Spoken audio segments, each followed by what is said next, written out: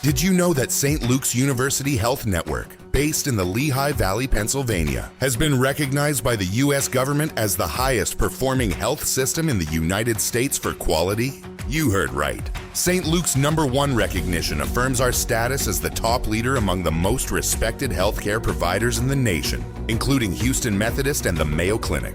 To state it simply, if you want to receive the best care when you go to a hospital, come to St. Luke's. Taxi! Okay, man, we're looking around. This is the 77 WABC minicast. Professor, welcome.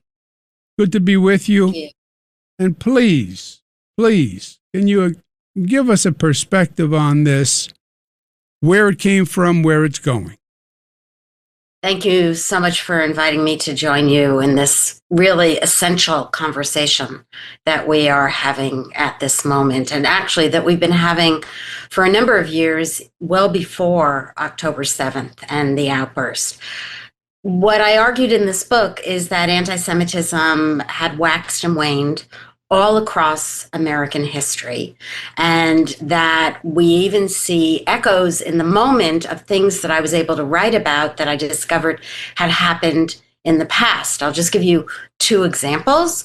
In March of 1933, when veterans from an organization called the Jewish War Veterans marched in front of City Hall, Mayor O'Brien came out to greet them, and they were marching, by the way, not only Jews veterans, but veterans from across the city, and they were marching to protest the call to boycott Jewish shops in Germany. And I don't think we would see something like that today. And my other example is that in early 1960s, there was a swastika epidemic in New York City. One of the things I have in my book is a photograph of a New York City policeman standing in front of the iconic Temple Emmanuel Synagogue, looking at the swastika that had been painted on its walls. And of course, we know just a couple of weeks ago, in the beginning of May, in Queens, there were swastikas on homes, on a synagogue, on a school. So we are seeing echoes of the past in the present, but we're seeing a conflagration in the present that, as you said, we thought we would never see again. Yeah. Here's the optimistic view. The triggering incident is the issue between Israel and Palestine. I can tell you a lot of young people are deeply offended, as if, by the way, this is the only conflict on the globe that they're concerned about. There are many conflicts on the globe that are much, much worse, have more people dying, that weren't precipitated by October 7th, beheadings, rapings, etc. But they want to focus on this issue. Okay.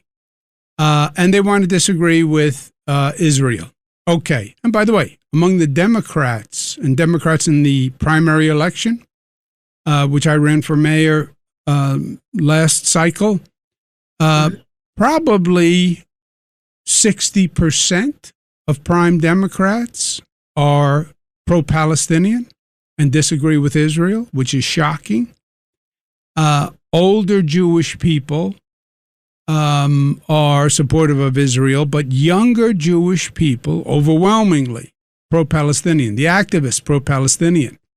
They have scared the Democratic Party. Democrats now are fear-driven.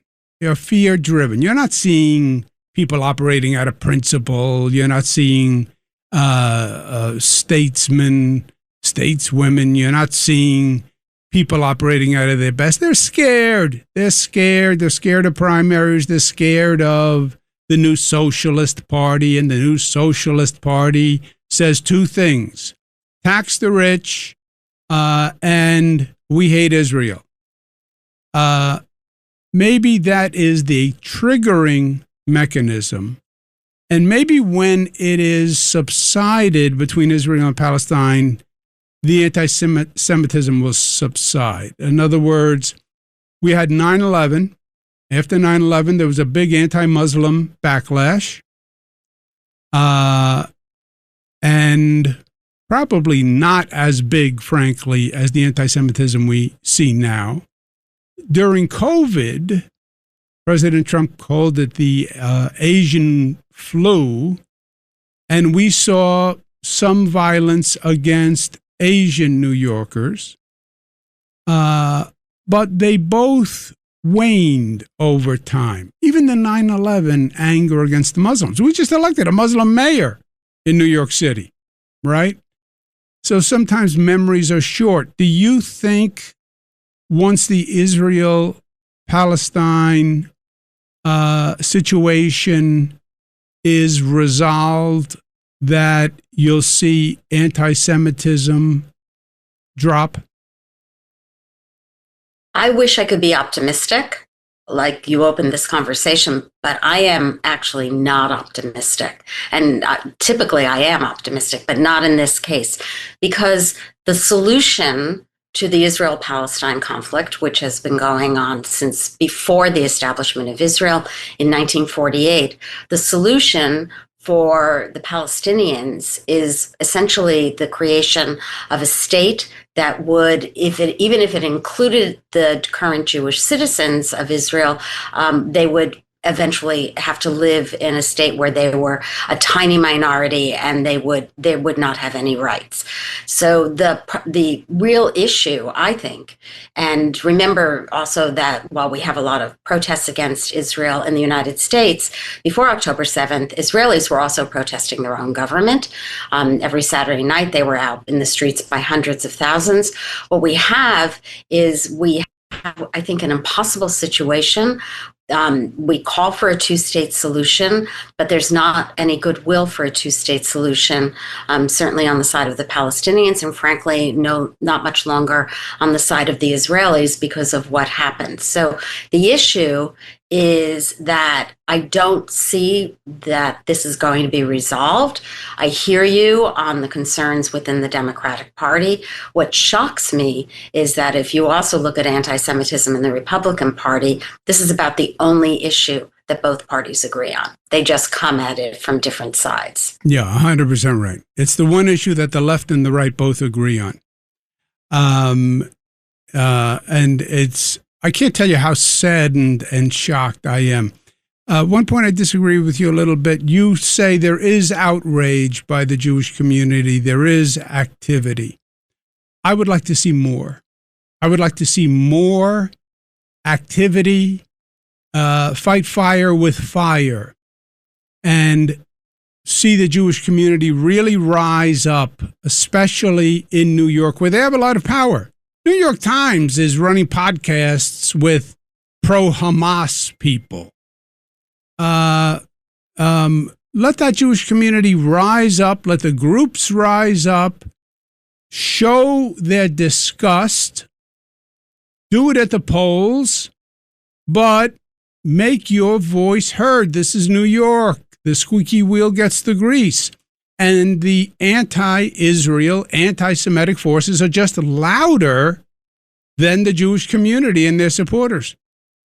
Well, you hit a really important point, which is that who is the loudest? That is really what's going on. Because and I know that there are many Jews who are anti-Zionist, that especially among the younger ones.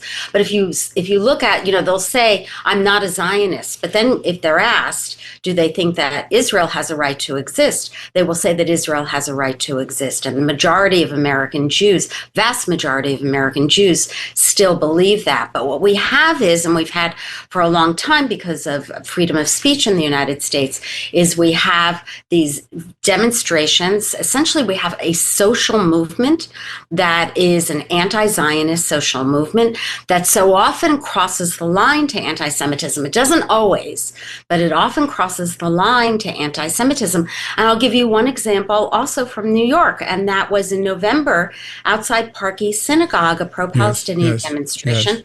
Was chanting that to Jews who are going into a meeting, let's make them scared, right? Yes. But they're not doing that outside Chinese restaurants. They're not daubing them with terrible signs. They're not protesting outside Buddhist temples. And so your point about comparison to other issues, it's only the Jewish issue that seems to resonate. You're right. Well, Professor, we have to make some noise.